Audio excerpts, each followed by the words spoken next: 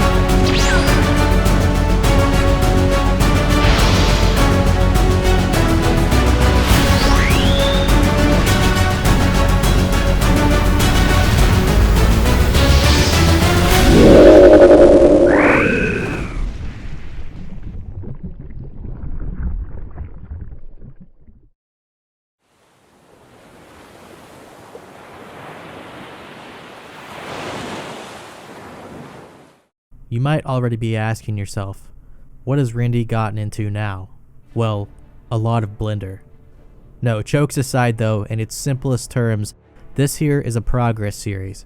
But I wanted this to be a progress series like no other. So I spent nearly just the last year formulating, testing, and researching new ways to theoretically reach an end goal for this series like no other. Yep, we're already looking at end goals, and we're on episode number 1. This is because the route for this progress series requires overcoming multiple unique instances of acquisition not yet done in the entire game for the build I want. And this acquisition is one of several items in order to achieve an end goal, which I thought was impossible just a few months ago. So what is this end goal? To collect a fire cape on a defense pier with only 1 prayer, 1 attack, 1 strength, but most importantly, as a hardcore Iron Man. You might first think, this is easy. This guy did this on a level 3.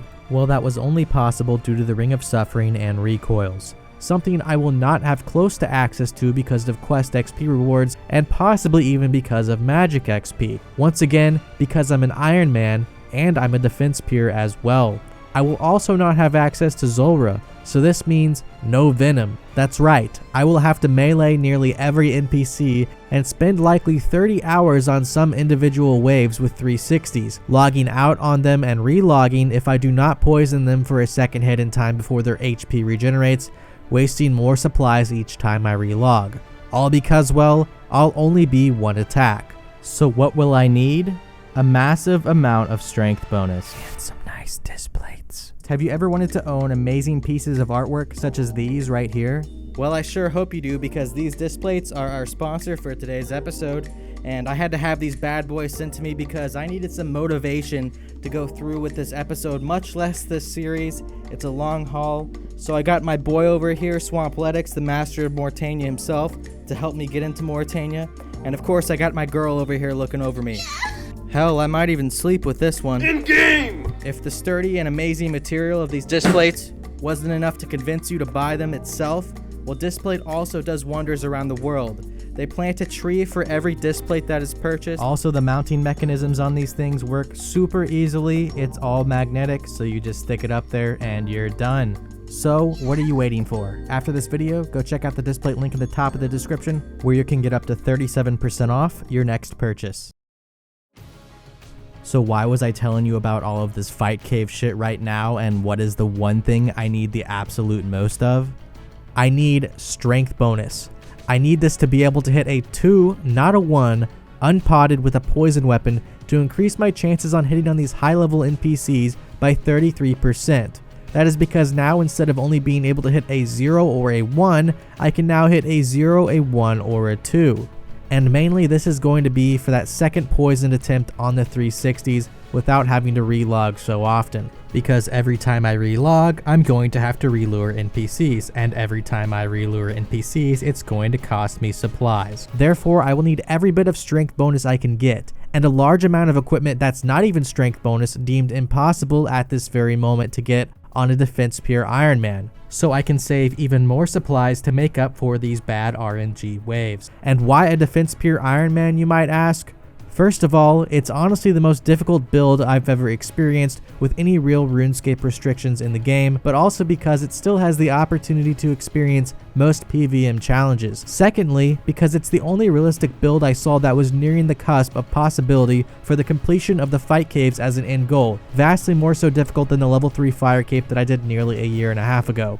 This feat will likely take me over a year just to prepare, much less complete. My third reason for wanting to make this account is because I have been dreaming about making the perfect defense pier since my time back in 2016 when creating the lowest level at the time with a fire cape, and this account, called Rendi, subsequently had 75 defense. I really enjoyed the possibilities and flexibility I had in this account build, and I've wanted to play a defense pier more seriously ever since. And lastly, because of enjoyment.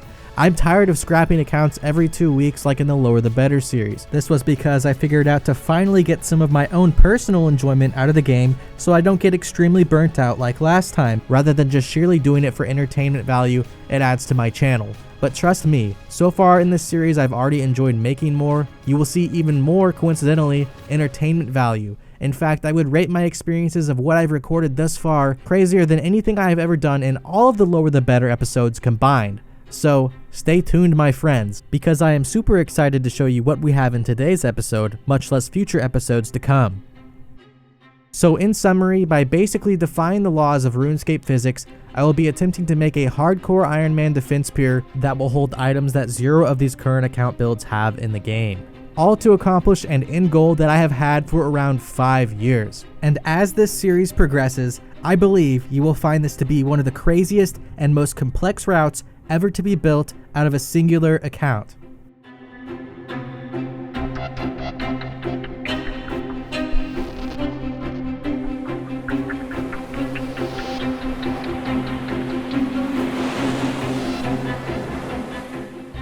To start off, to overcome the impossible goals of this series, and in my attempts to provide as unique of a viewing experience as possible for you all, we are going to have to push the boundaries of this game.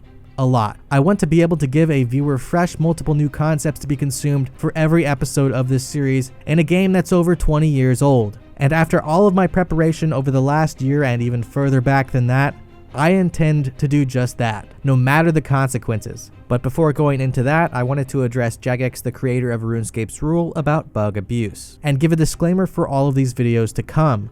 Jagex does have a rule against bug abuse in their game, but does not hold clear statements on any of their rules in alignment with their actions, usually. You can see this through the offensive language rule. What exact language gives you a mute? Who knows? It's sort of subjective. Some of us know some bits and pieces, but you can relatively guess. You can see this same vagueness throughout their action on the bug abuse rule as well. What exactly warrants a bug abuse ban? Who knows? All I know is that every streamer avoids a ban nearly every day in terms of the fact that they're prey flicking, which was initially a bug and unintended mechanic. So because this is so subjective, myself and others personally have tried to figure out what exactly is allowed and what is not, and most importantly, what will Jagex take action against. A lot of the preparation for this series was actually just me taking the L and figuring out what would get me banned and what wouldn't. Several of my accounts, yes, were permanently banned in the preparation of this series and in even past years. Many people believe they don't ban content creators, but in reality, it just isn't worth me notifying everyone for every time I've been banned. During this whole series, and even before it was published, I've raised red flags. And Jagex has pretty much been tracking me this entire time. Sometimes Jagex would just fix something I did the day prior without any punishment. Other times they would not fix anything at all and decide to leave it in the game, and on rare occasions they would fix the bug I did, and then ban an account associated to the bug at hand. I attributed all this experience to one factor on the basis of warranting a ban. Does the bug affect another player in the game negatively, or am I breaking multiple rules by performing this bug? If the answer is no, then you're likely safe from a ban. Even though the bug still could be patched, as it could be used possibly in more malicious ways to affect other players. So after learning all of this and taking the L a few times, I've come to one conclusion. My main account on this series shouldn't warrant a ban. One, because I'm an Iron Man and therefore I can't really affect other players. And two, because I won't be breaking any other rules on this account with practically everything I do. Well, almost everything I do, and you will see what I mean in a future episode. I will also show you throughout this series what I did to warrant bans and why, and I will give you specific examples as to when Jagex fixes things under the hood sometimes, not even sometimes over 24 hours after my initial contact with these bugs.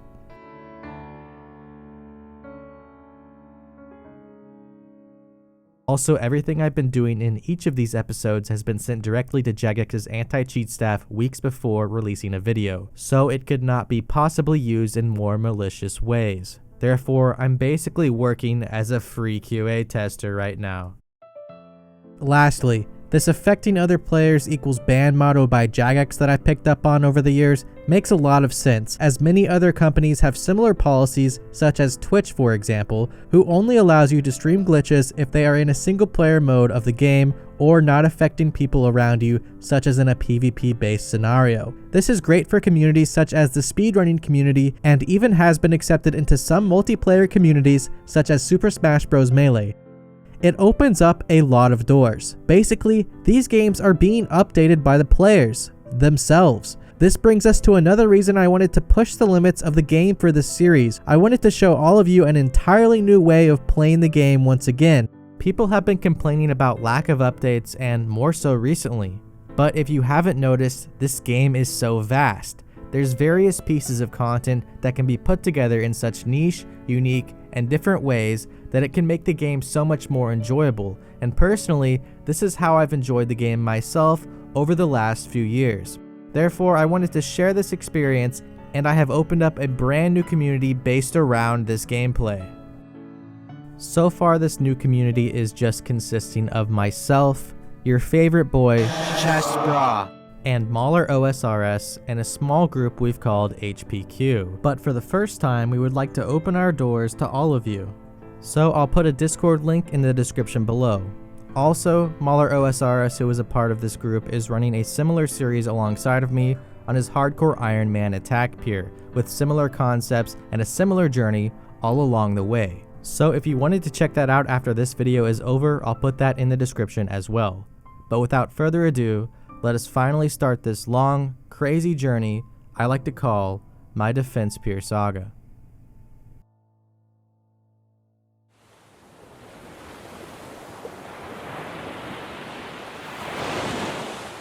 Alright, I'm so super excited to finally be playing an account I can actually progress, I can actually use, and I've been wanting to make this account for so long. I don't know how many times I have to say it, but it's so true. And this is the outfit I've chosen, of course. And I just wanted to say before I get into further parts of this account that I hope the route works out. I'm not positive if it will, but I hope as well this video comes to a great first conclusion, and I hope that, you know, my mind is blown as well as yours. Let's get into it, and let's go ahead and complete Tutorial Island, the starting place and birth of all accounts. I hope you knew that. If you didn't know that, this might not be the video for you because, yeah, there's going to be a lot of intricate, crazy shit going on throughout every single one of my videos. So, enjoy Tutorial Island at its finest. Alright, what seems after like hours of trying to find my Tutorial Island alt, I finally found it. Its username is alt3434. Don't ask me why that's his username, but I use this account to shoot the rats over here on this alt account and then log out on that account after 2 shots. And then I take the final shot here on my defense account with these rats. And yeah, that's how I get 2 XP. Alright, I've set my hardcore Iron Man? I almost said, I don't know, am I Jamaican?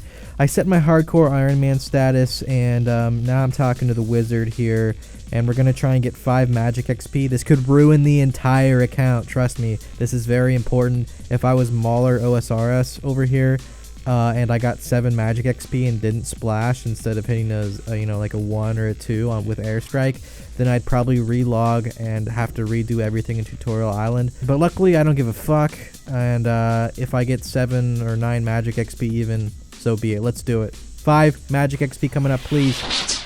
Please. Just kidding, I don't care. Let's see what happens. Of course, 5 magic XP. Perfect. After this, I actually logged out of this account for months. Me and Mauler had realized something. We did not even want to start this series unless we had access to a large portion of the map. That being a place where a defense peer, much less one prayer account as an Iron Man, had ever been before. Morytania.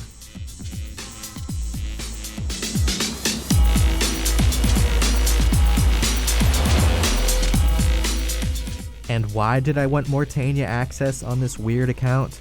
Honestly, for the challenge. It did not do me any favors trying to limit myself on a trophy account further.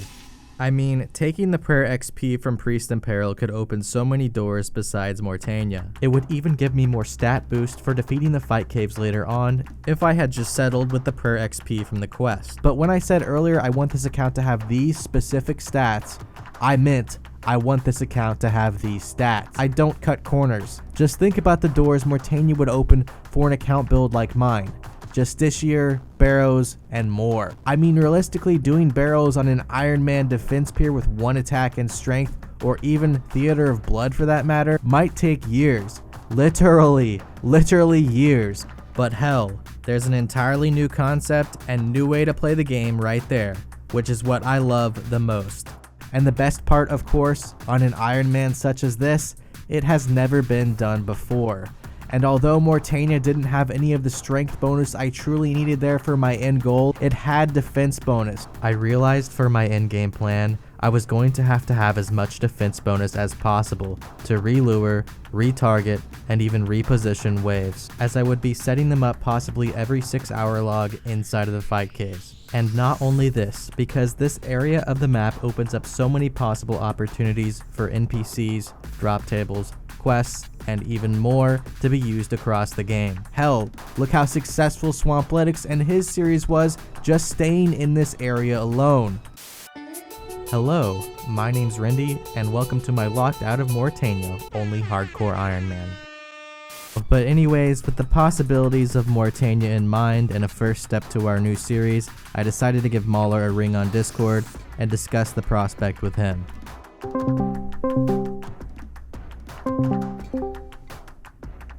Hello? Chest bra. Hello? Okay. Hey, what's up, Cam? Yo, what's up? So to be fair, I don't think we should technically start recording our series until we have a point of difference, because everyone's videos are pretty much exactly the same anyway. I think we specifically look into Morytania. Yeah, I don't really want to make just like another boring Iron Man defense peer, or obviously for you attack peer. They have to have something really unique and different to start off the build with. And like, where is a point of difference in a series if it's just, this is what we do, we train attack, like... We train attack, we train defense, we do everything else that's already been done, like...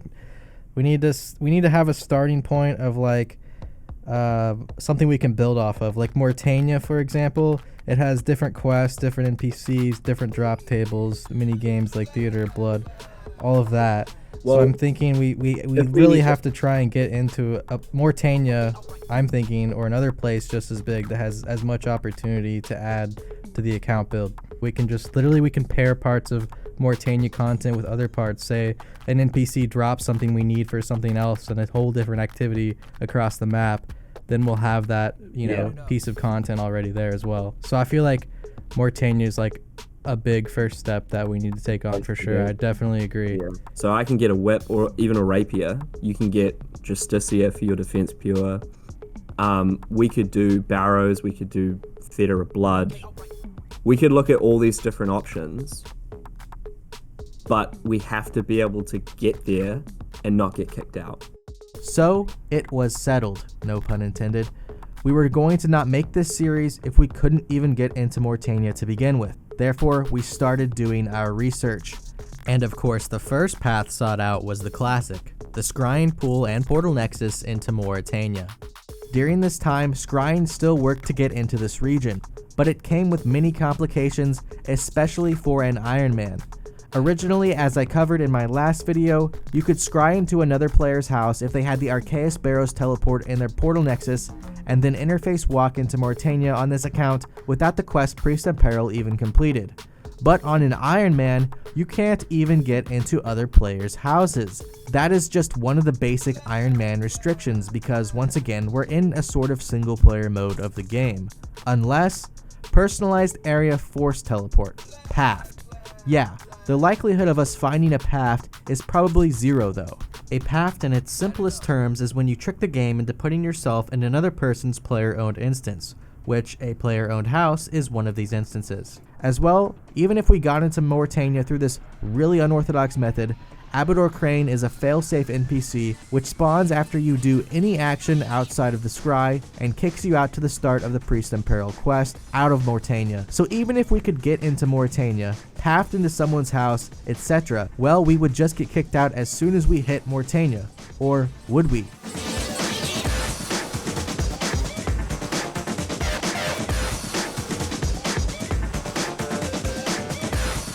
We found out by going all the way from Barrows in Scry mode interface through interface walks to the western side of Morytania to a map score that was registered outside of Morytania. Then by unscrying and interface walking all the way back to Barrows, you were able to get one tick of clearance to do any action outside while in Morytania. This meant if we took the entire route west through the swamp, then back east all the way to Barrows through the possibility of melee NPCs as well breaking our interfaces and kicking us back instantly, well, then we could finally shovel our way into a Barrows grave, where no Abador Crane would spawn at that point, and that is because Barrows and all other underground territories are actually coordinated north of the entire RuneScape world map, meaning we would no longer be in the Morytania map square and that failsafe would no longer activate while underground.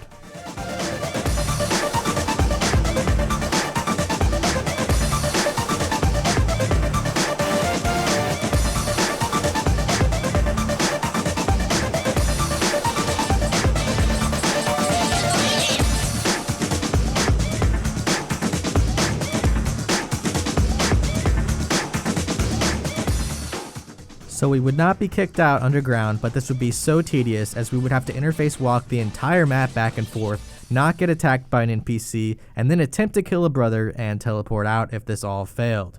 Meaning we would need a path even in this instance over and over and over again that is completely repeatable. And honestly, the scry walk itself and getting back to Barrows was only possible with packets and macroing, which in our case would equal a ban and really wasn't worth it.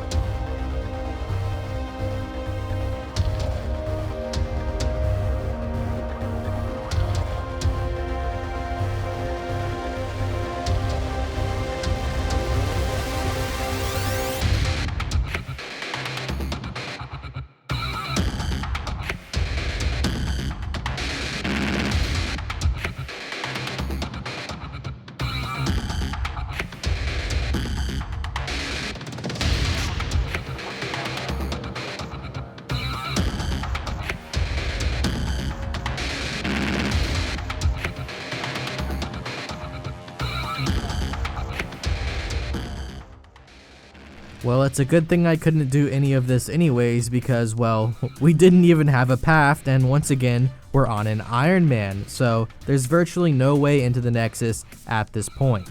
So, next I tried looking into other separate failsafe methods unique to the Morytania area, and my good friend Chestbra actually had found one. This was related to areas within the Berg de Rot map square.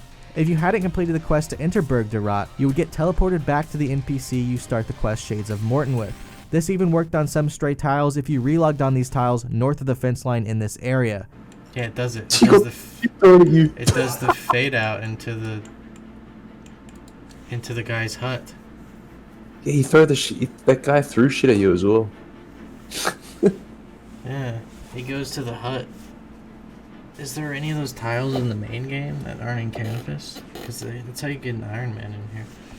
So I asked myself, would it be possible to go to the desert south and relog here with a login interface to log directly back into Morytania, but this time with an interface, therefore holding back the failsafe for a one-tick clearance? Once again, a no-go. Even though this part of the desert was actually in the map squares of Berg de Rot, it seemed even north of the city only looked for a certain range of tiles within that map square before activating the failsafe, meaning this failsafe actually would never activate unless you were in a certain range of tiles, not just within the map square.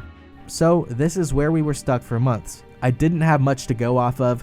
The obvious solutions were these at the time, but we didn't even know really where to start with any of them as well. Number 1. Find a no-clip to push through the water or the fence west of Morytania. The problem with this solution: no-clips are almost non-existent in the game, and even if they are found, most are deemed useless due to patches from the original and only truly useful no-clip bug used back in 2014. You can no longer even teleport with a no-clip effect to your player, or that effect will just disappear. It's almost impossible to transport no-clips, and the only way through this task is with a giant stackable no-clip that heads us directly east. Our number 2 solution was to find a way to use an object within a cutscene that is registered and goes into a Morytania area, possibly in a quest that isn't Morytania based, because obviously if this quest required Priest in Peril, we would already have that quest done. This was a little bit more hopeful in hindsight because objects I found months prior when used in cutscenes actually registered as real objects in the game. You can see this in my Paft video when I jump off the Arty rooftop while inside the Song of the Elves cutscene. In years prior, these have been unregistered teleports that led into paths, but since then, almost all have been assigned correlating to the real objects in the real spots on the map. Our third possible solution was to find a way to entirely null quest XP. Well, this would require an entirely new bug that had not yet been performed, and would likely be the most outlandish idea of all three. How the hell could you entirely negate quest reward XP?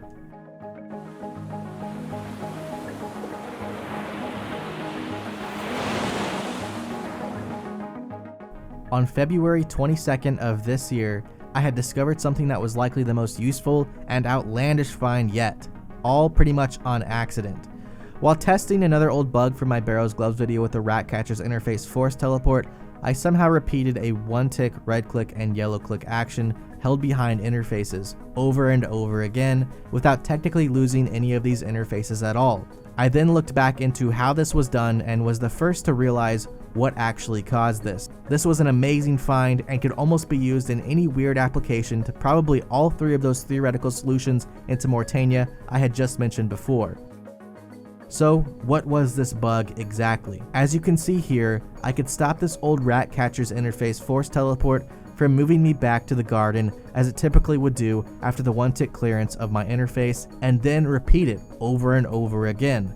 This allowed for me to have multiple attempts at actually chopping down this tree, even though I didn't have an axe, which could be confirmed through the game chat. All held in front of that force teleport.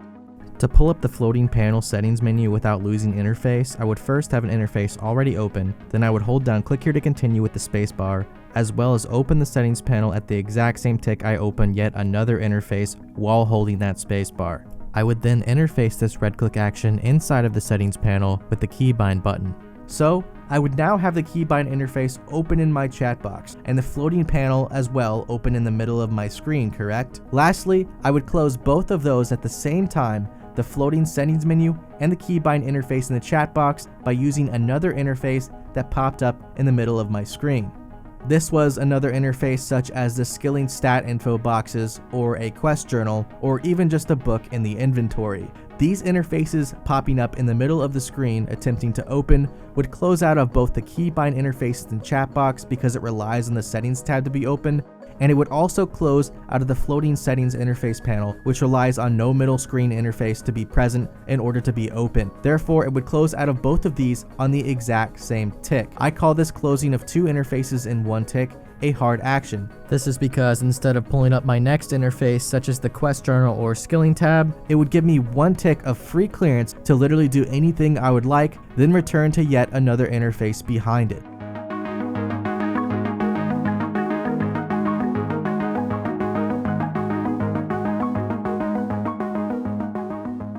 By performing these hard actions, I could consume one interface, but reopen another one right after without virtually losing any of my interfaces, specifically on one-tick actions. You can see an example here. So like I said, this only works currently with one-tick actions. So I could get through this portal, but I would take another tick to get to the other side, and therefore my player queue effect would come after this one interface, being the forced teleport in this instance. So, I could talk to any NPC as well, and have their dialogue pull up as a new interface in itself, with the other action of that forced teleport put behind that dialogue, or any other player effect I had queued prior to that wasn't even a forced teleport, for example. Before, if I tried to do something like this without the hard action command in the queue, the red click itself of me talking to the NPC, even one time, or literally any click in general, would instantly throw me back to the garden with the forced teleport before I had even gotten the chance to talk for a tick or perform any red click action in one tick. The same goes for if I mess up this entire process, even for a tick on one of these hard actions. With this new repeatable hard action though, I could talk to an NPC an endless amount of times with something queued behind his dialogue, as long as I timed everything correctly and had zero server lag.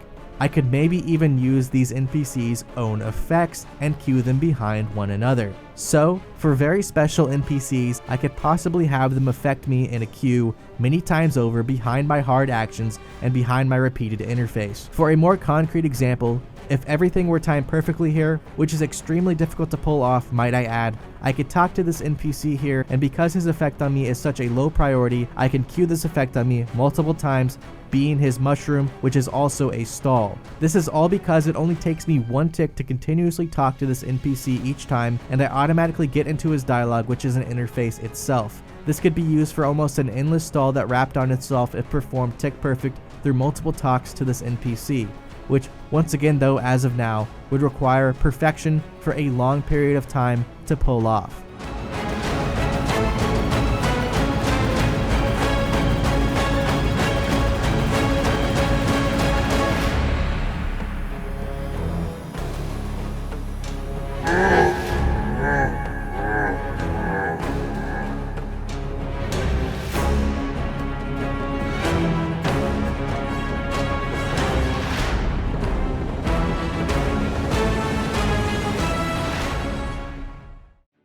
Okay, so how does any of this help us get into Morytania? Well, stay with me here. Imagine if you found an NPC that could push you a few tiles instead of turn you into a mushroom, and this push was initiated by the click off of a chat dialogue. You could even find a repeatable no-clip with this new manipulation that could possibly send you thousands of tiles forced to your destination. Maybe that no-clip into Morytania would be possible, but once again, after spending hundreds of hours trying to find an NPC that had this effect, it would still be a struggle, which also seemed at the time hopeless. Even if we had found this NPC with this unique effect, we would still then have to get past the issue of avoiding Abador Crane, being almost not even worth this much effort at this point to further investigate. So even now, after this massive discovery, this was still just the beginning. Could I possibly perform actions that took longer than one tick to register and hold other large set effects behind a larger set of interfaces? Well, the answer would be yes, and this bug could be extended even further.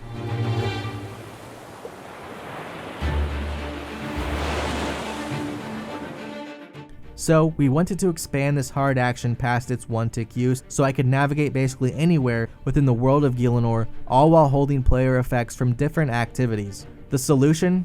Get a shit ton of stackable interfaces somewhere else first. So if we could find these initial stackable interfaces somewhere else in the game, it would prepare us for the initial hard actions that would be used to get through longer doors, ladders, any object that doesn't have a dialogue at its end, or any object that takes longer than one tick to use, which is almost every object in the game.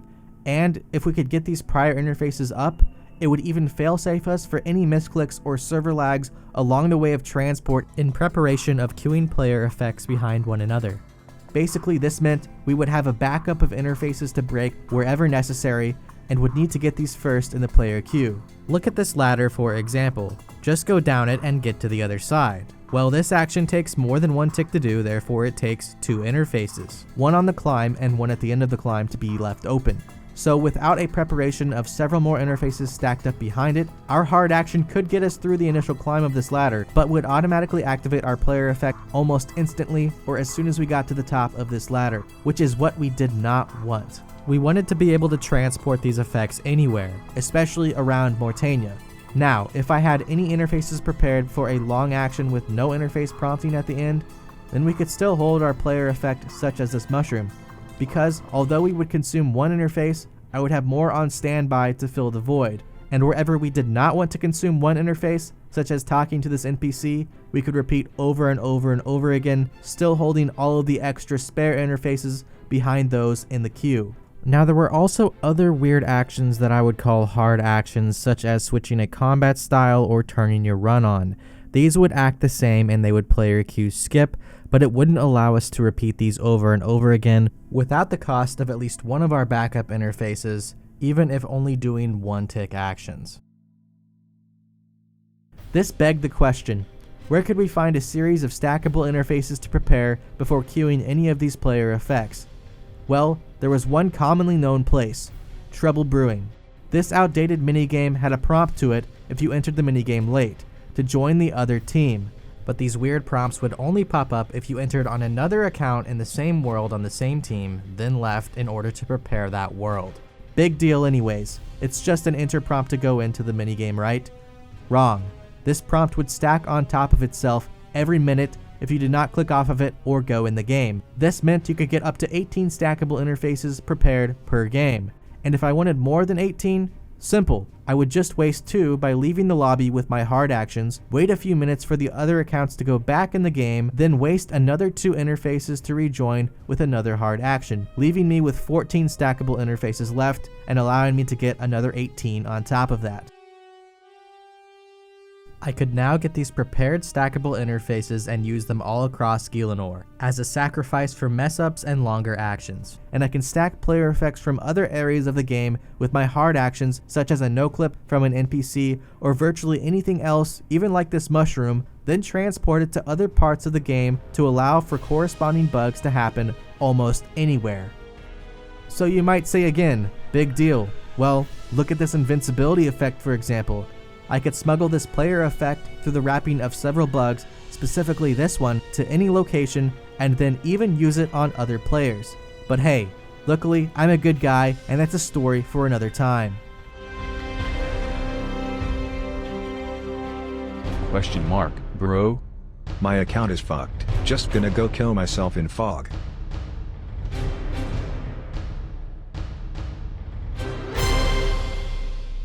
As you can see, I'm literally invincible right here, and I can now piece together effects such as this from all parts of the game, which means I'm one step closer to getting into Morytania on this Iron Man, right? Well, sort of. I mean, I did miss one major fact here though. Once again, I can't even get into Trouble Brewing on an account like this. The quest line to get into MaulerOSRS, where Trouble Brewing is located, actually requires Priest in Peril itself.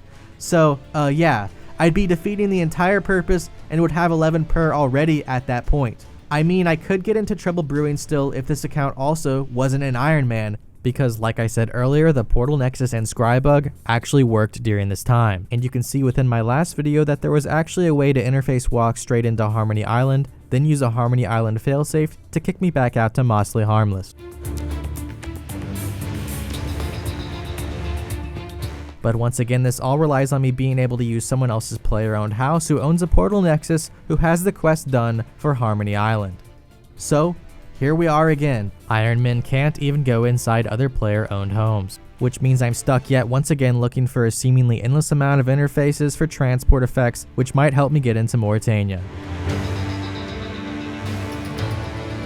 So, for this account at least, Trouble Brewing Lobby is a no-go, and the search for stackable interfaces continued once again. Luckily, with this new hard action effect I had discovered earlier, there were many unorthodox ways I could possibly stack and find multiple of these interfaces. This hard action worked for almost any interface that exited automatically into another interface. One example here was at the end of Observatory Quest, where looking into the telescope interface exited into an NPC chat dialog interface automatically after it. This meant I could wrap with hard actions and the restore keybind button around the first interface, never breaking the second one, since my only one interface per hard action was being consumed. As you can see here, this allowed for an endless and extremely quick amount of stackable interfaces through this NPC chat dialog.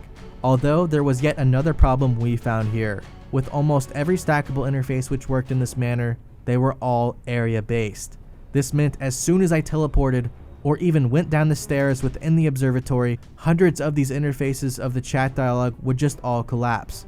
Knowing this, I started the search over again and tried to think of stackable interfaces based around a timer like the initial but tedious Trouble Brewing lobby. So what did I do? I was stuck. I decided to get some help from some old friends, and soon enough, it all came flying back to me. Literally.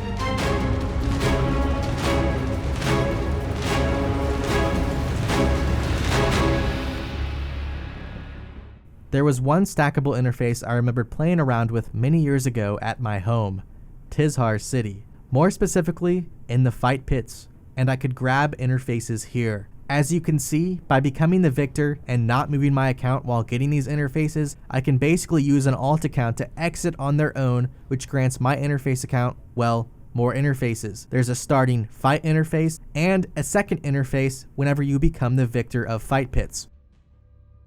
So basically, by not really playing the fight pits properly this way, it will stack 2 interfaces. This equals out to a total of 2 interfaces per 1 minute and 30 seconds, which also is in fact even better than the previous Trouble Brewing minigame lobby, which only granted us 1 interface per minute. Also, I won't have to sacrifice any interfaces going in and out like I had to before in Trouble Brewing. If I need a set amount, I can stay inside the fight pits game indefinitely. There is just one small catch though. I won't be able to teleport out straight from the fight pits minigame, as it is teleblocked. The simple solution to this though, just interface walk to the door, hard action it to go through the door, and consume 2 interfaces, lastly teleporting out past the gate.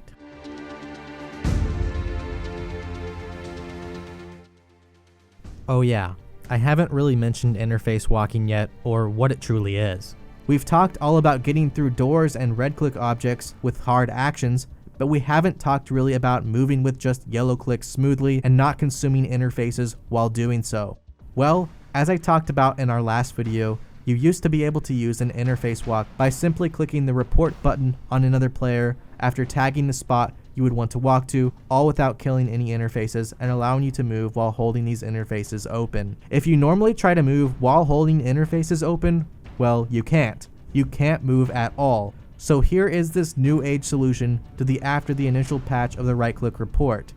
It turns out that any nulled red-click action into another corresponding interface allows you to move without breaking the initial interface. When I say nulled red-click action, I mean anything that no longer exists in your field of view inside of the game, such as the chop action on a tree that has already been chopped down, or an item that has already been taken off the ground as you try to pick it up. As you can see here, I tagged that I want to move somewhere with my interface by clicking the ground and my interface on the same tick. Next, Chessbra drops me an item on the ground, which he then picks up as I hold the right click on this item. I now red click on the item that is gone and hit another interface once again in the same tick right after. Voila! I've moved with interfaces open with this neat trick, and now I can keep all of my interfaces intact and player effects while moving this way.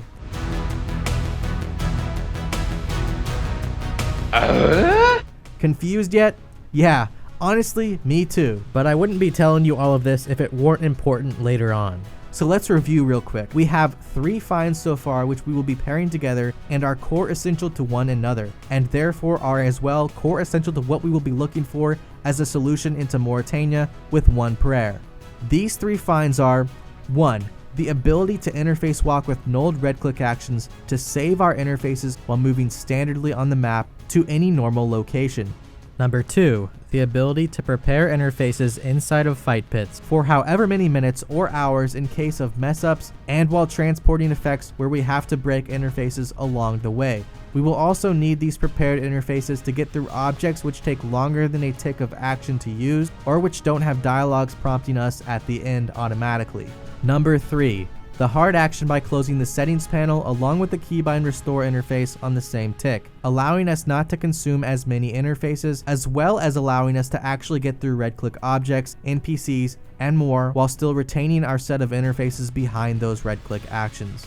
So, combining these 3 core components with enough preparation and time will allow us to virtually transport any effects stolen from nearly any activities across the entire map to any location in Gielinor.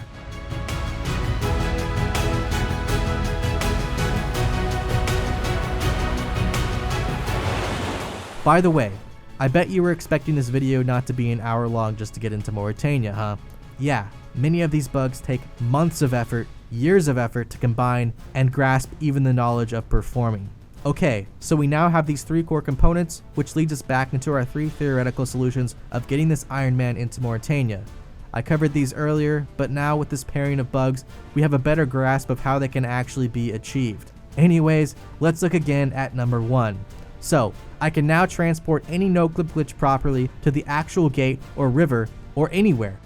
But the problem is finding that no-clip through an NPC or object that moves you through a dialogue that you click off of. If you are moved despite clicking off of this dialogue, this tells me that the movement is a lower priority than the dialogue itself, which is holding it from moving you in the first place. This means the forced movement, or otherwise known as no-clip, would be locked behind not only the dialogue from the object or NPC, but all 100 or however many interfaces we prepared in the fight pits before grabbing it. The problem? Well, there was really no force movements or no clips in the game locked behind interfaces like this that you had to click off of, at least that I could personally find. And this was after extensively looking for several months. As I mentioned earlier, looking into most of this takes a lot of time. Now, looking at number 2 again. Find a way to use an object in a cutscene that goes into Morytania. Well, at first, before finding the hard actions, this just seemed stupid. What cutscene goes into Morytania from outside of Morytania? None. Well, kind of. And I first decided to look for an actual path inside of a cutscene which could take us into a player-owned house so that we could scrywalk into barrows, as I mentioned earlier. In order to find a specific way to go about this, I first found a glitch that allowed me to unlock my tabs and refresh my player inside of cutscenes.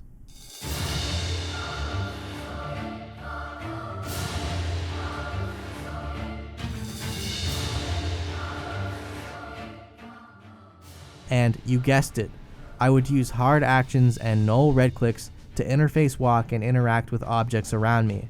Hell, I even banked in one of these cutscenes. World's first cutscene banker.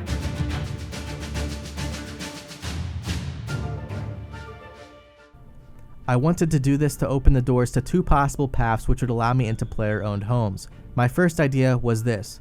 Leaving an instanced area almost always puts you into the coordinates where you entered at. So what would happen if I entered into an instance inside of another instance? Would then leaving the second instance put me inside the coordinate mapping of the first instance, which now could be preoccupied by another instance, such as a player-owned house or fight caves?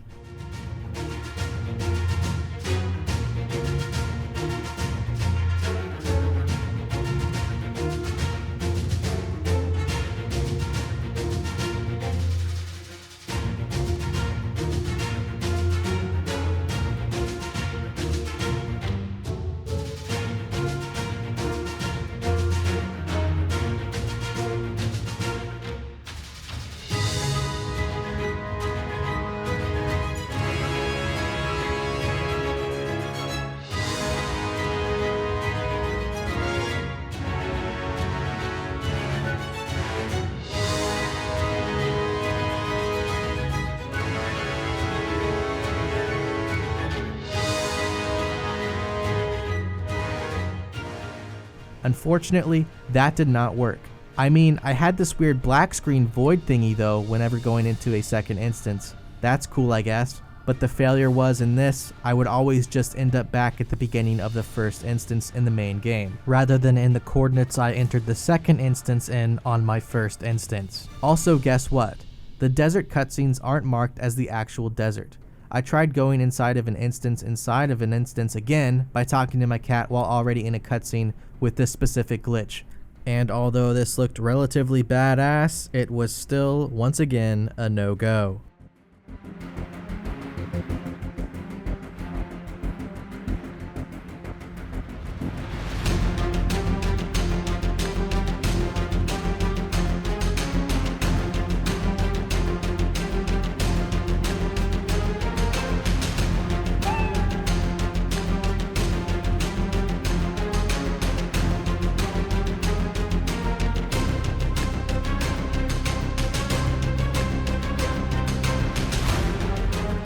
Another idea I had similarly to this was to take the directions from Ratcatchers into a cutscene from Song of the Elves, as if possibly the already mapped from the Song of the Elves was recognized as the same already mapped in the original game when using directions. I could go into the garden and return at the gate, which puts you back to your original coordinates, and in our instance, those original coordinates will be attributed to an instance which has already closed, which could be reopened anew with a new instance once again, such as a player-owned home. But this was a no-go, and as it seemed all instance-related areas, even if they are stolen from real parts of the game with real objects that actually work back to the same parts of the game, don't recognize as real places among other NPCs and items. And by the way, if I even explained how I found this unlock tab bug and its process, let's just say we'd be here for at least another hour. Just know, it basically uses those 3 core mechanics mentioned earlier, and it smuggles an effect from another area of the map once again, but this time into a cutscene. I'll cover it another time, don't worry. Lastly, for this specific theoretical solution, I took my cutscene unlock tab glitch somewhere else. So I went into the Mahogany Homes cutscene with this unlock tab bug, specifically the cutscene where this old ass man builds his own basically player-owned house.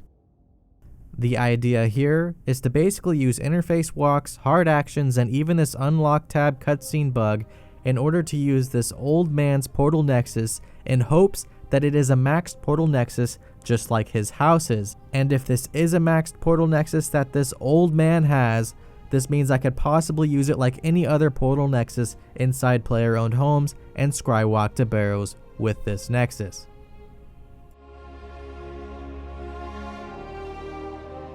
There was just one problem though. This cutscene was smarter than myself, and it actually had invisible walls placed surrounding your character and therefore not allowing it to move even with our ridiculous interface walk and hard action combination.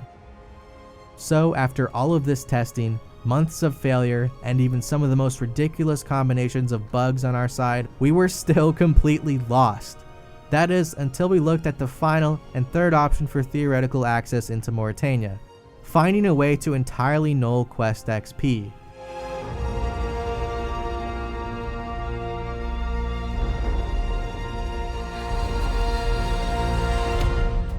When experimenting with Priest in Peril, I noticed something strange. This was the only quest I had yet come across that turned to technically being completed inside the quest journal before rewarding me the ending quest XP, and all while in the middle of this finishing dialogue. This meant the XP was a low priority, and that it would always go behind the interface just as it went behind Dressel's finishing chat interface. This meant I could get hundreds of interfaces, interface walk to the quest end, technically complete the quest, and still have one prayer. I mean, that is until my 100 plus interfaces collapse, and then the prayer XP would still come up at the end of the queue. So, I tried some of the obvious answers such as transporting this prayer XP behind interfaces into an area that nulls XP, such as in the area I've used in the past, known as Last Man Standing.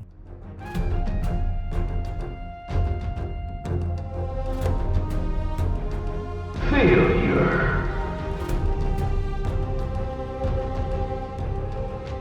Once again, a no-go. This is because the XP is actually already queued up inside of an area that grants you XP. This means wherever the coordinate you are standing on while the XP is initially grabbed, it will go off that area, no matter where you're standing when the XP actually drops.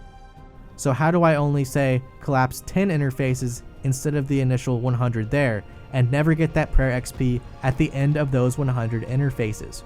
Well, technically, that is not even supposed to be possible either. On logout, you will collapse one interface per tick and be in sort of a fake log until every single one of your interfaces is collapsed, even past the initial 6-hour logout time limit that Jagex gives every player, meaning at the end before your actual logout you would always still get the XP. Combat also collapses interfaces fast, but does not null them or the effects placed behind them. Everything collapses interfaces, it seems, till the end of the queue, and never will null a remaining set of interfaces. So what are we looking for here? An entirely new type of bug that has never existed inside of RuneScape's 20-year history. And that is a way to cut a player effect queue short and entirely diminish any effects added to the player queue after a certain number of interfaces collapse. So do you remember that mushroom I was talking about earlier? Yeah, here is what I was thinking. And once again, it's way out of the box. What if after a certain amount of time of being fake logged, the game forces you off before finishing your interfaces or player effects, and therefore kills everything in your queue such as this prayer XP? Well, I decided to put this actual theory to the test on a spare throwaway account. I got up to the last step of Priest in Peril first, I then relogged, stopped off at the Tizhar fight pits in this process on this account to grab my interfaces beforehand. I then interface walked with nulled red click actions to the NPC by the Elemental Wizards, and I talked to this NPC who turns you into a mushroom with my hard action settings keybind bug. I was able to then repeat this hard action process since I lost 0 interfaces per talk with this method, and therefore I wrapped this mushroom effect, which is a stall, as many times as I could before the 6-hour logout period took effect on this account. This stall was around 20 ticks each time it was wrapped, which was maximized at every 2 ticks with this packet client, meaning I could stay stalled and have a total login time period of over 48 hours while theoretically testing this on this packet-based client. This was mainly tested on this client because it allowed for me to actually go through up to 9 dialogues in a tick, 9 chat windows, meaning I could get to the end of the dialogue where the guy turns you into a mushroom in a singular tick. And this allowed me to grab over 9 to 15 times the number of stalls I could get otherwise if I was doing this manually, which would be 1 dialogue per tick manually. And by the way, of course, yes, this test account got rightfully banned for macroing. Like I said earlier, Jagex is tracking my every move at this point, and they're not going to let me get away with that. Don't try this at home, kids. Anyways, after grabbing nearly 48 hours of stalls in a matter of maybe 5 out of the 6 hours of that log, I then decided to make my way over to Drezel with the last of the Ruin Essence he needed, and then complete the quest by handing him these essence.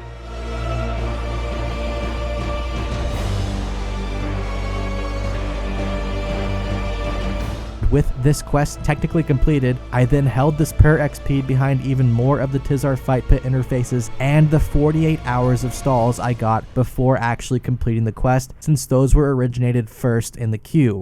With the remainder of these interfaces, I then moved to a very remote and secure location where I hoped no one would witness this weird and ugly account turning into a mushroom thousands, if not tens of thousands of times over the next 48 consecutive hours. Once at the top of this Varrock Chapel, I pressed the X button on my client and just let the fake log do the rest while running through these stalls and the remainder of my interfaces. I checked on this account then with alt accounts throughout the next few days, every few hours, to make sure it was still logged in for this long period of time, but I was hoping this whole time that it would log out early, because that would mean it would never get that prayer XP in the queue. But unfortunately, I can't even make this up, I'm fucking serious.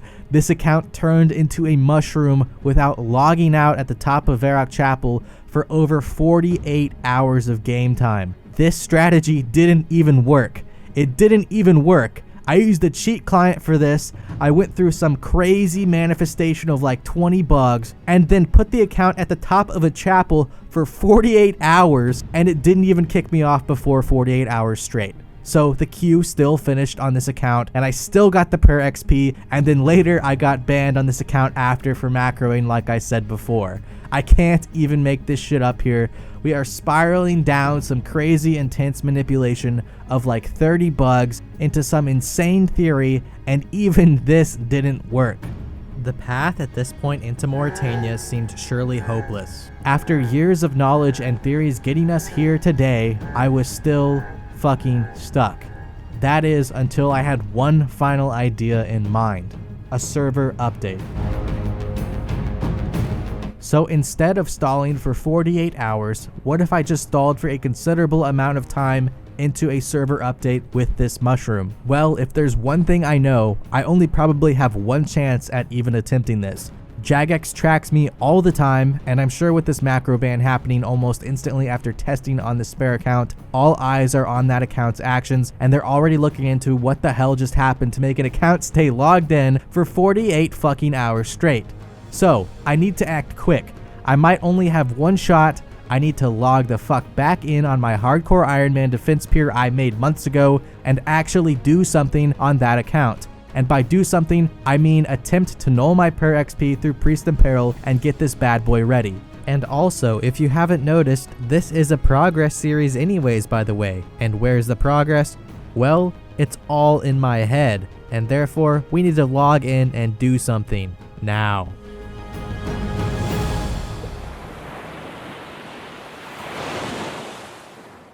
Alright, I'm going to cheat like always, but this time just by giving myself membership on an account I already had. What do you think? I'm going to play this game F2P?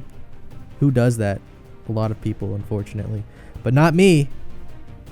We have now gotten to the Enclave. Beyond the Enclave, we're running to the wilderness, and I am scared to death. I don't even know where I'm going at this point.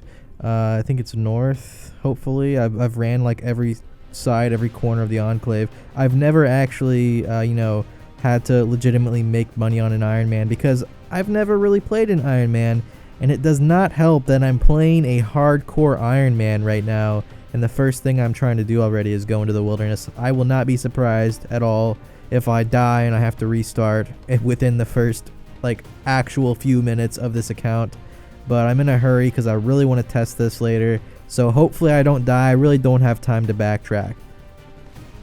Alright, this should be our last one. Yep, okay, let's head back. Hopefully get the hell out of here without dying.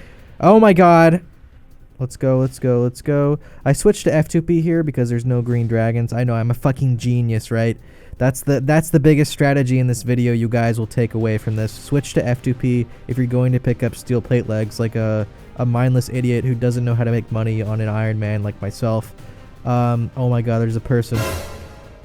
I think that was just a bot. Okay.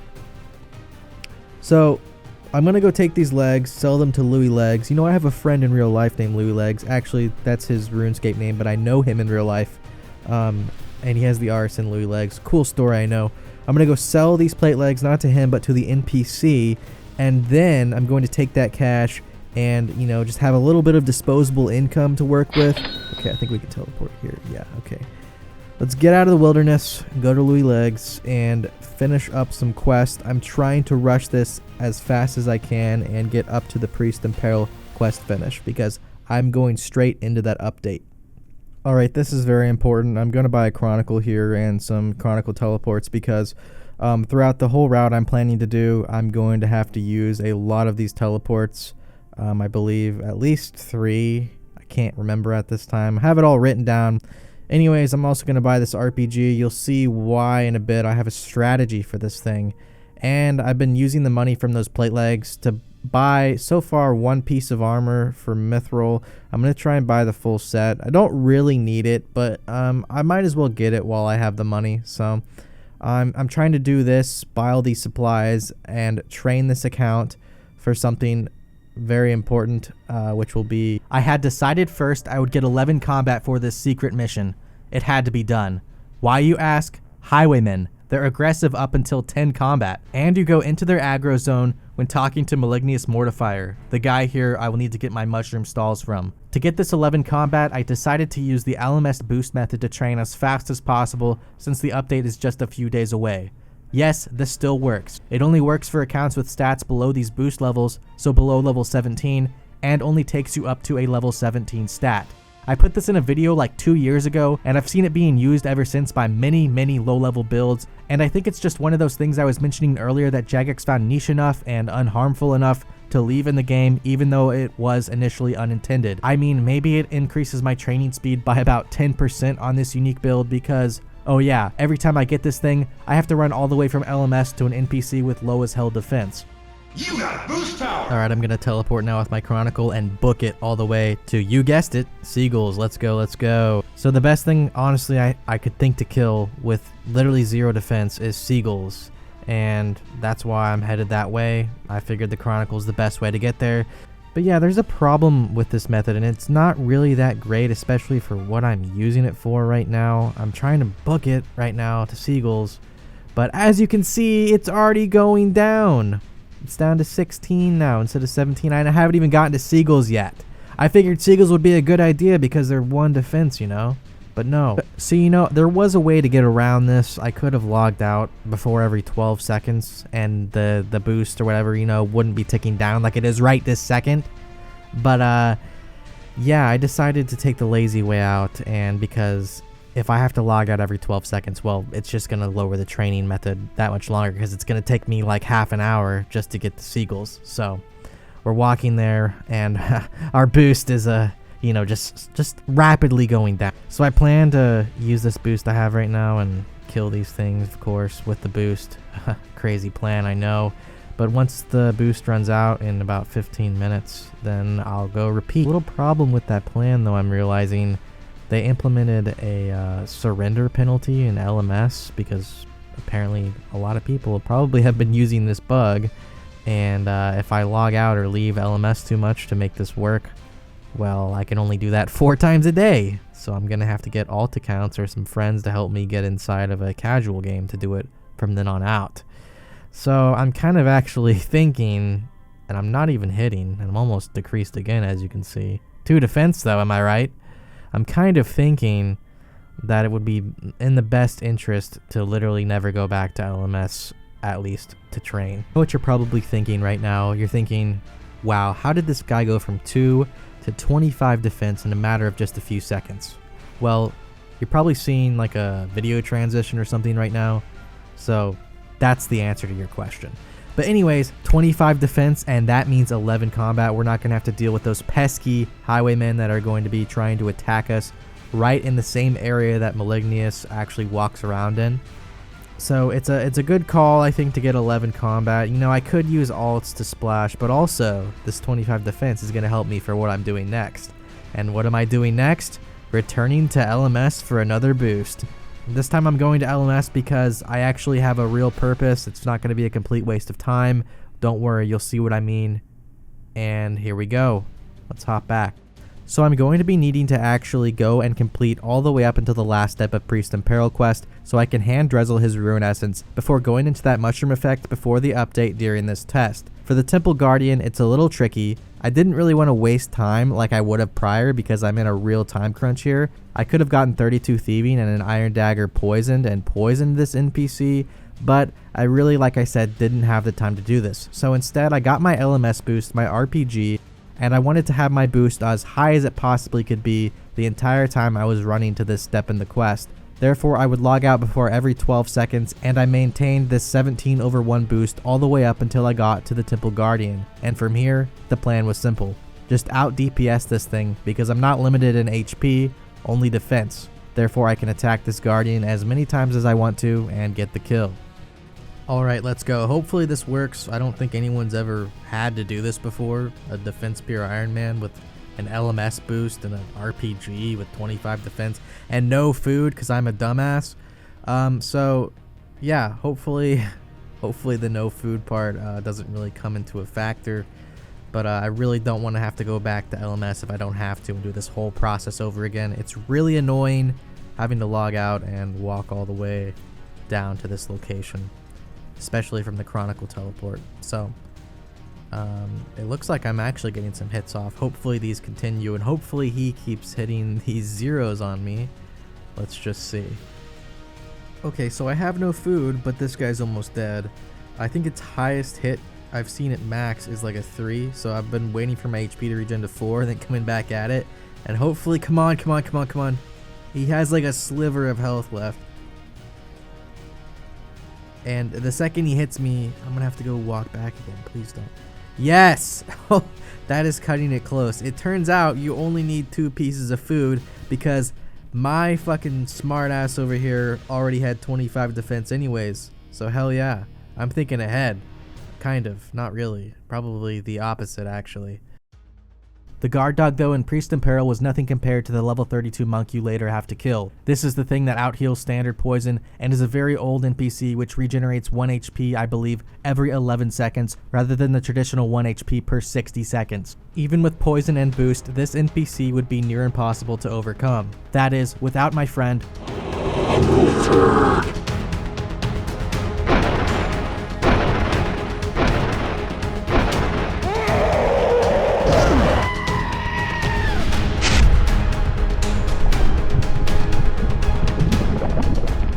Alright, so I've got my main boy here. He's gonna try and venom this NPC, and because it heals and regens so fast, it's gonna go back up to full HP. Therefore, the only true damage... Oh shit, he's already going. Therefore, the only true damage on this NPC is going to be from me flinching it once he gets it venomed and trapped. Because this thing, like I said, should regen to full HP before I even hit it. And he's got the Airstrike and the Toxic Staff of the Dead, the Serpentine Helm, 100% Venom chance. It looks like he's melee splashing it now to make sure it's HP regens. Come on, Uncle Turd. Let's do this. Okay, it's regen. Sweet, sweet. Alright, get back. Get back, Turd. Turd, get back. Turd. Okay. Let's do this. Oh my god, first hit? That was easy. What the fuck? Easier than I expected it to be. This thing actually has a very high defense level. I'm not even boosted and I have 1 attack, 1 strength, so I got really lucky. First hit on this thing, I actually got the true damage, so it should drop me the key and I should be able to get the quest up to the last step.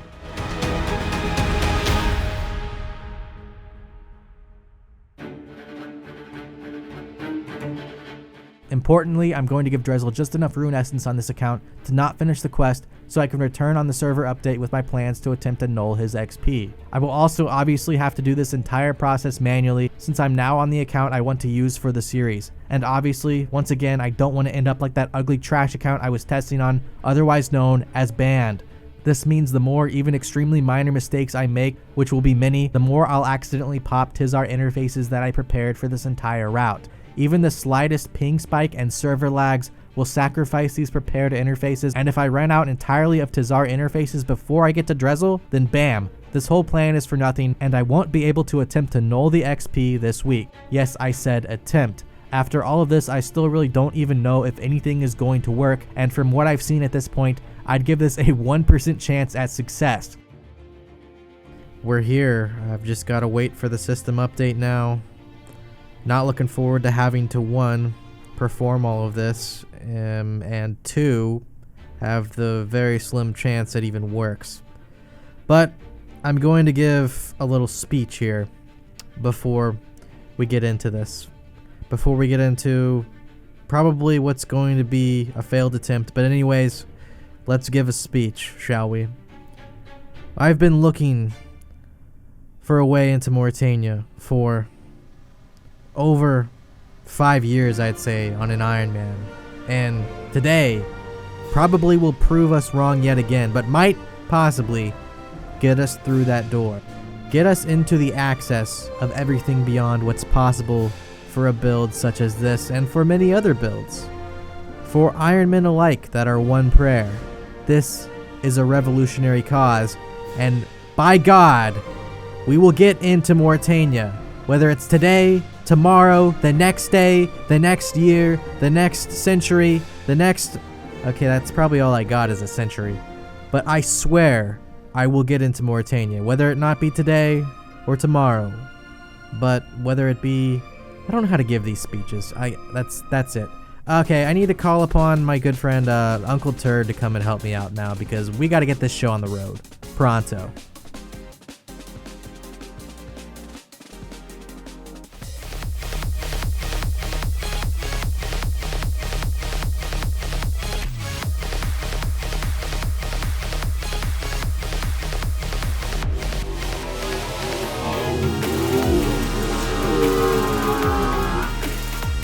What is this?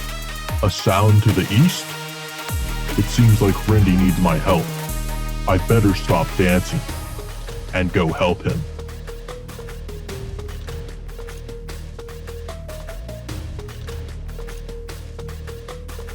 This guy isn't even here.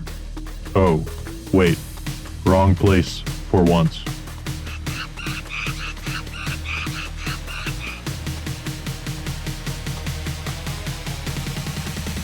Rendi, I am here. I am here to protect you at all times and be your personal slave and do everything you ask of me. I am here waiting for you at Fight Pits. So after calculating the mass amount of interfaces I would likely collapse on this manual route, it made me decide on one thing. I would only get enough stalls for 2 hours into the update, because the more mushrooms I attempted to gather from this NPC, the more interfaces I would waste. And honestly, if anything over an hour did not work, I figured nothing would anyways into the server update. So I had planned to spend around 2 hours gathering mushroom stalls manually to get these 2 hours of stalls that will push me through the update.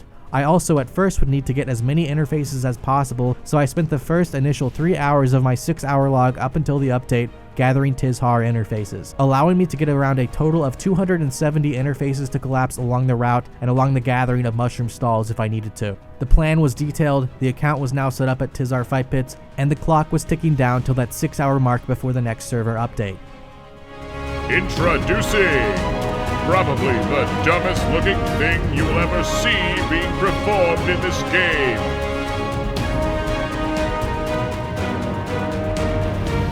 A few hours later. I'm not allowed to set traps in fight pits. You'll see why setting traps is optimal here in a second.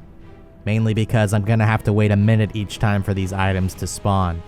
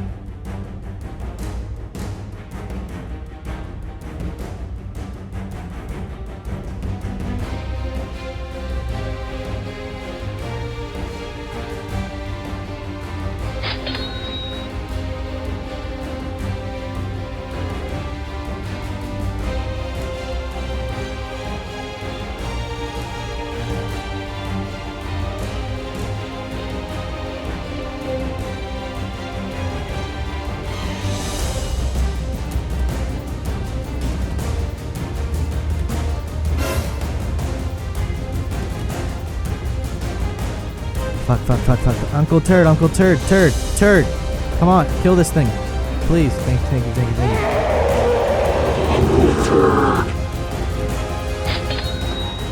This trap placement allowed for the nulled actions I was talking about earlier in order to get an interface walk freely. I would have take down his box trap as soon as I had a right click on it to dismantle it, and since this object no longer existed, I could create a nulled red click on the non-existent object and move to the next coordinate along the planned route while placing an interface to save interface behind this red click.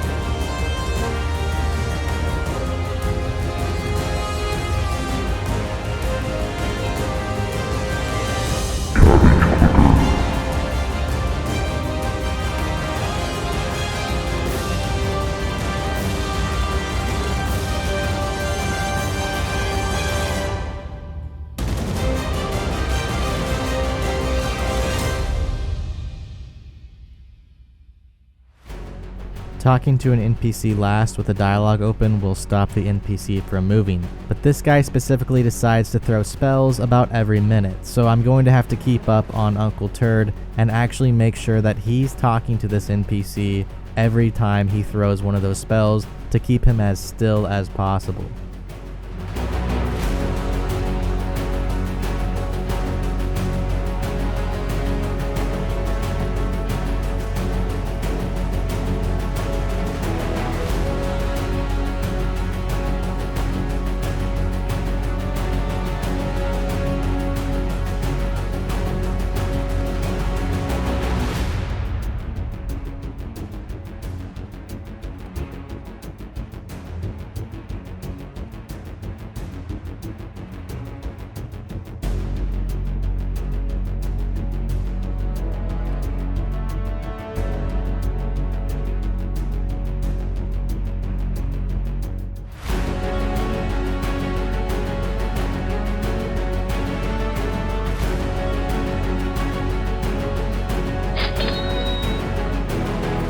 A few hours later.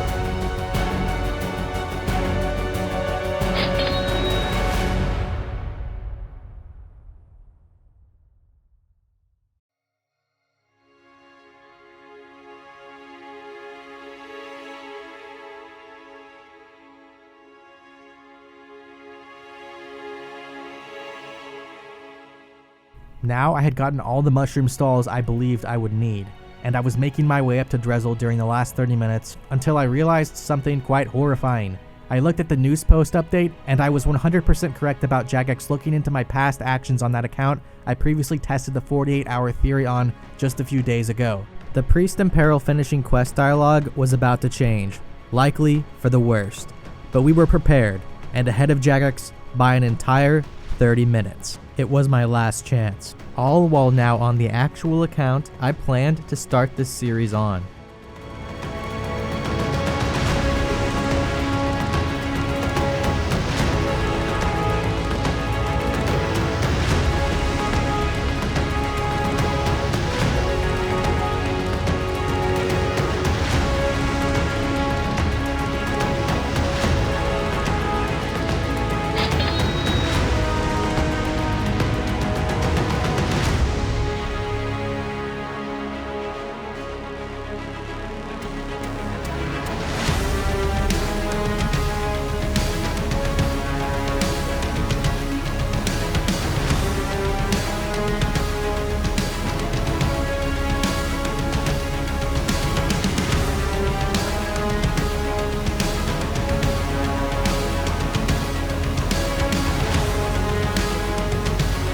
Why can't I lay a trap in the church?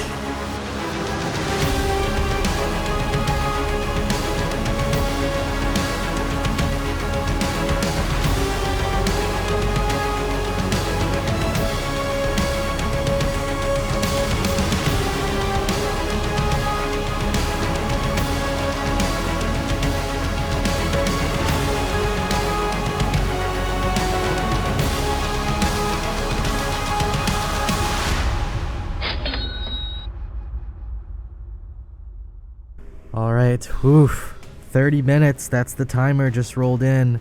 Came here right in time.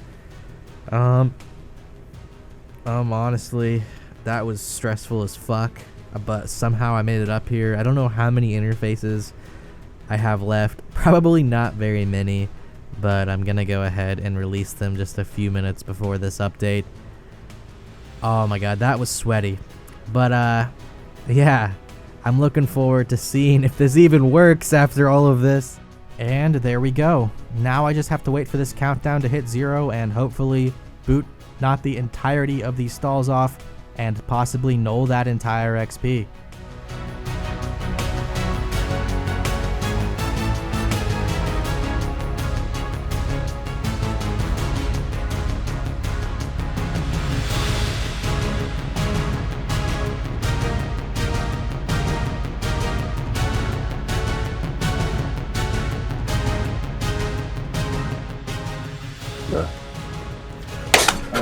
Short.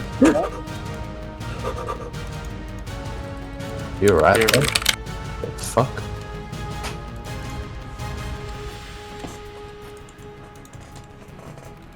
Are you serious? It worked. It worked? It worked. Are you kidding me? No, I'm serious. It actually fucking worked. Do you have the quest completion? Yeah. It's completed. It gave me the quest point too, but not the XP. Go. God. No. Yeah, that is fucking crazy. Holy shit. It worked.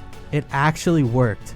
After years of dreaming away into Morytania on an Iron Man with one prayer, it worked. What did this mean? Well, I could now punish myself further with near impossible content for a build such as this, and a part of RuneScape yet untouched by these types of accounts. I could also now get gear necessary for the end goal being fight caves, and guess what the best part was? I wouldn't even have to deal with failsafes such as Abador Crane and others kicking me out of Morytania after a singular tick.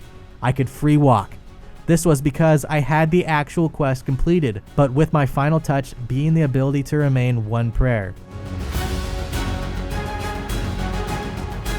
So now, even though I could go into Morytania on my account and be the first to do so, there was so much more work to do outside of Morytania first. With groundbreaking manips all around me, Morytania, even though now discovered, was already being pushed to the back of my mind, and I was in a race against Jagex in time to continue the pathway for this build, once again, in other parts of Gielinor. If I was able to null XP behind stalls with this specific method on a very specific quest, what other effects could I null to benefit the progression of this account?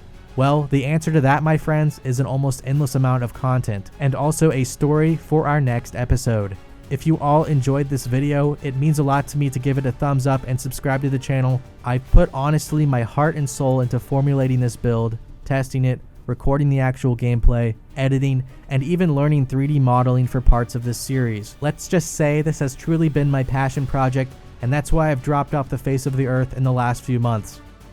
If you also wanted to see the behind the scenes of how I made that intro so quickly, well, I'll put a short video up on my Patreon here in just a few days. You can help support me and my channel by subscribing to this Patreon if you want to. Anyways, once again, lastly, my friend MaulerOSRS and your favorite boy, Chestbra, helped me in a lot of these finds, and we are now forming that new community called HPQ based around these ideas, which I'll link in the description below, and we are hoping that all of you can come be a part of it.